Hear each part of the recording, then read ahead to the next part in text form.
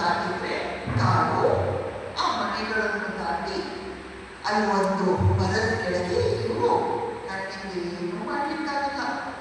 ಈಗ ತೀರ್ಕೊಳ್ಳುವಾಗ ಹೇಗೆ ತೀರ್ಕೊಳ್ಬೇಕು ಅಂತ ತಕ್ಷಣ ಹೇಳ್ತಾರಲ್ಲ ಭಗವದ್ಗೀತೆಯಲ್ಲಿ, ಆ ರೀತಿ ನಾನು ಪ್ರಿಪೇರ್ ಆಗ್ತೀನಿ ಅಂತ ಅಲ್ಲಿ ಒಂದು ಮರದ ಕೆಳಗೆ ಮಲ್ಕೊಂಡು ಭಗವಂತನ ಧ್ಯಾನ ಮಾಡ್ತಾ ಯಾವ ರೀತಿ ಉಸಿರನ್ನು ಮಧ್ಯದಲ್ಲಿ ಸ್ಥಿರಗೊಳಿಸಬೇಕು, ಯಾವ ರೀತಿ ಪರಮಾತ್ಮನ ಸ್ಮರಣೆ ಮಾಡಬೇಕು, ಆ ರೀತಿ ಮಾಡಬೇಕು. ಇನ್ನು ಕೆಲವು ನಿಮಿಷದಲ್ಲಿ ನನ್ನ ಪ್ರಾಣ ಹೊರಟೋಗುತ್ತೆ ಅಂತ ಸ್ವಾಮಿ ಜಪಾನಂದಜಿಯವರು ಸ್ಮರಿಸಿಬಿಟ್ರು.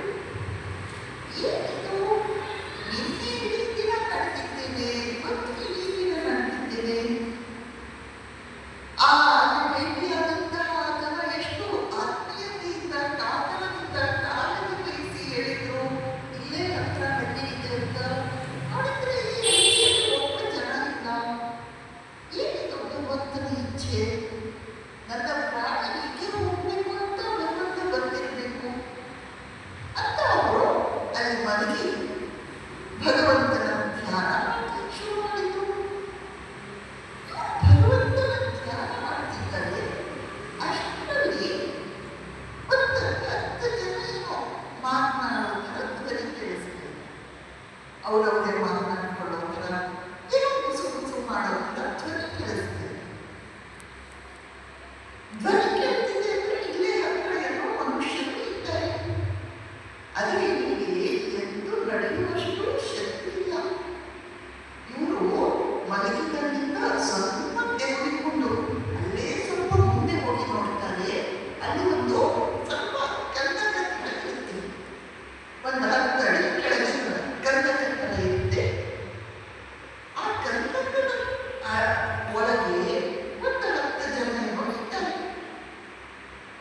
ಅವರು ರೊಟ್ಟಿ ಮಾಡ್ತಾ ಇದ್ದಾರೆ, ಮಾಡ್ತಾ ಏನೇನೋ ಮಾತಾಡ್ತಿದ್ದಾರೆ. ಅಲ್ಲೇ ಪಕ್ಕದಲ್ಲಿ ಒಂದ್ಸಲ ಗುಡಿಸಲು ಹತ್ರ ಅವ್ರ ಮನೆ ಹತ್ರ ಕಾಣಿಸ್ತಾ ಇದೆ. ಎದುರುಗಡೆ ಒಂದು ನದಿ ಹರಿತಾ ಇದೆ. ಮತ್ತೆ ಸುಂದರವಾದ ದೃಶ್ಯ. ಆದ್ರೆ ಪ್ರಾಣ ಹೋಗ್ತಾ ಇರುವವರು ಪ್ರಕೃತಿ ಸೌಂದರ್ಯವನ್ನು ಆಸ್ವಾದಿಸಲಿಕ್ಕಾಗುತ್ತಾ? ಇವರಿಗೆ ಎದ್ದು ನಿಂತ್ಕೊಳ್ಳಿಕ್ಕಾಗ್ತಾ ಇಲ್ಲ. ನಮ್ಮ ಹೊಟ್ಟೆಯನ್ನು ಸ್ವಲ್ಪ ಅಲ್ಲಾಡಿಸಿ ಅವ್ರ ಗಮನ ಸೆಳೆಯುವಂತೆ ಮಾಡಿದ್ರು. ಅಲ್ಲಿ ಇನ್ನೊಂದಿಬ್ಬರು ಮಕ್ಕಳಿದ್ರು. ಈ ಮಕ್ಕಳಿಗೆ ಇಕ್ಕಾಗೆಲ್ಲ ಬೇಗ ಕಾಣಿಸುತ್ತೆ. ದೊಡ್ಡವರು ಅಡಿಗೆ ಬಿಸಿ ಇದ್ರು, ಅವರಿಗೆಲ್ಲ ಗೊತ್ತಾಗಲ್ಲ. ಈ ಮಕ್ಕಳಿಗೆ ಮಾಡ್ಲಿಕ್ಕೆ ಕೆಲಸ ಇಲ್ಲ, ಇದೆಲ್ಲ ಕೂಡಲೇ ಗೊತ್ತಾಗುತ್ತೆ ಅವರಿಗೆ. ಆ ಮಕ್ಕಳು ನೋಡು ಅಲ್ಲಿ ನೋಡು ಸಾಗುವಾಗ ಅಂತ ತೋರಿಸಿದ್ರು.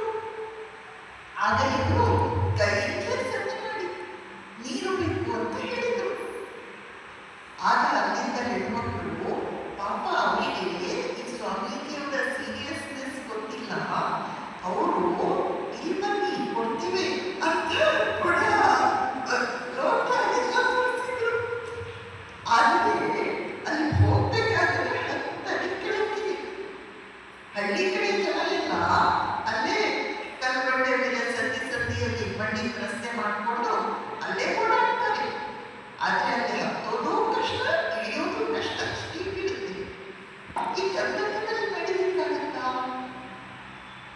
ಇವರು ಮತ್ತೆ ಸನ್ನೆ ಮಾಡಿದ್ರು, ನನಗೆ ಆಗ್ತಾ ಇಲ್ಲ ಅಂತ. ಏನೋ ಒಂದು ಮನೆಯ ಯಜಮಾನ ಮಾಡಕ್ಕಲ್ಲ, ಆ ಮನೆಯ ಕ್ರೆಡಿಟ್ ಅಲ್ಲೇ ಇತ್ತು. ಅವಳು